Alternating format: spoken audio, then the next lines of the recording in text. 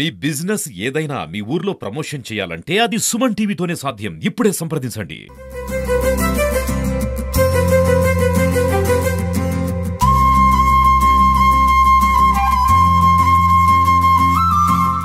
నా పేరు డి రారదు. నేను సెకండరీ గ్రేడ్ టీచర్గా 2012 నుంచి చేస్తున్నాను. నేను మొన్న సెప్టెంబర్ 1వ తారీఖున ఇక్కడ వర్క్ చేసి రావడం జరిగింది సార్. ఎక్కడి నుంచి వచ్చానంటే నేను కోనసీమ జిల్లా అలవరం మండలం నుంచి వచ్చాను.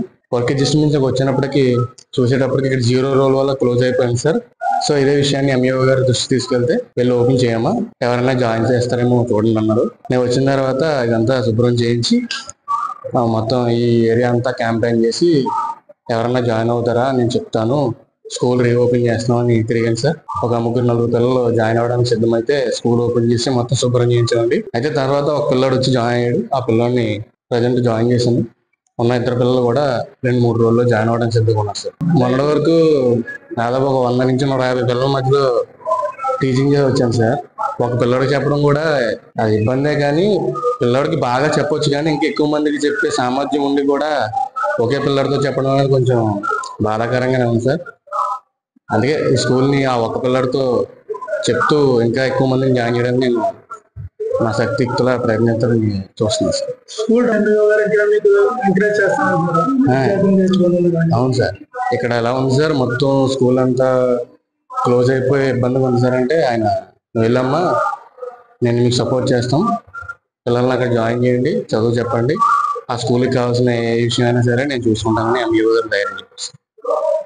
పాపులేషన్ ప్రకారం జనాభా ఎక్కువ అయితే ఇప్పుడు మీరు గ్యాప్ చేస్తే స్టూడెంట్స్ వెళ్తున్నారు కదా, అప్పుడు తల్లిదండ్రుల పరిస్థితి ఎలా ఉంది, ఏమంటున్నారు?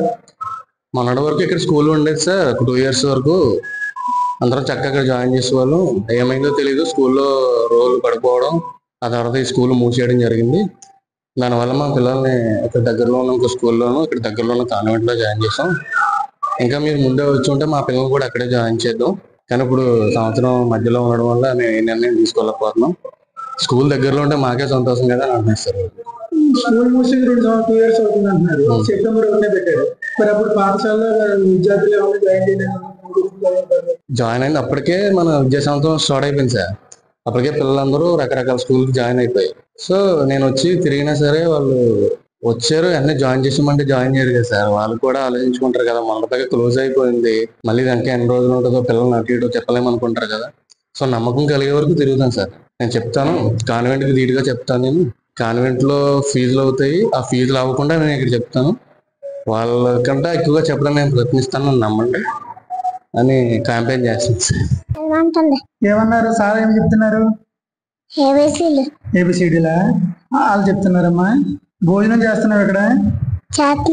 పెడితే ఎవరు తెస్తున్నారు? ఎవరు పెడుతున్నారు?